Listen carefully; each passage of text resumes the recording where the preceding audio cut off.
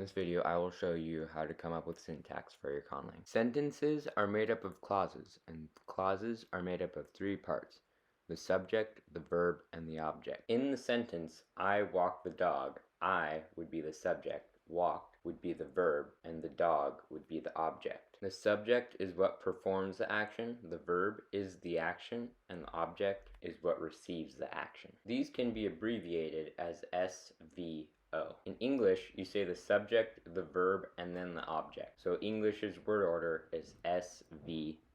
There are 6 different word orders to choose from: SOV, SVO, VSO, VOS, OVS, and OSV. For an example of another word order in one of my conlangs, the sentence "ling to mean ka," ling is the verb, to mean is the object, and ka is the subject. This is a VOS word order. This would translate into love cat's eye. Also, not all sentences have an object, like the sentence I walk, but the object in your word order is where it would be if the sentence had an object. When choosing a word order, you should keep in mind that some word orders are more common than others. SOV is the most common word order, with 41% of languages using it. SVO is the second most common, with 35%, VSO has 7%, VOS has 2%, OVS has less than 1%, and SOV also has less than 1%. This is because languages commonly put the verb and object together,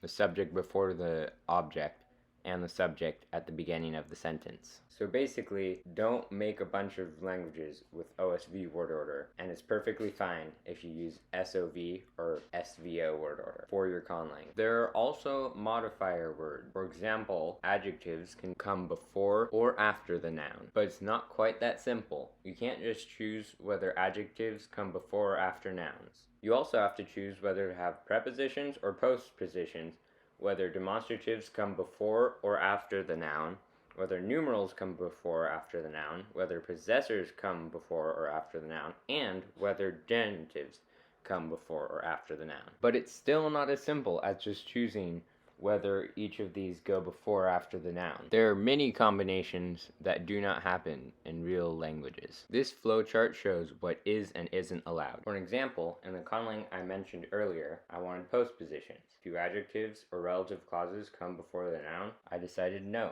Do demonstratives, numerals, or possessors come before the noun? Demonstratives come before the noun, but numerals and possessors do not.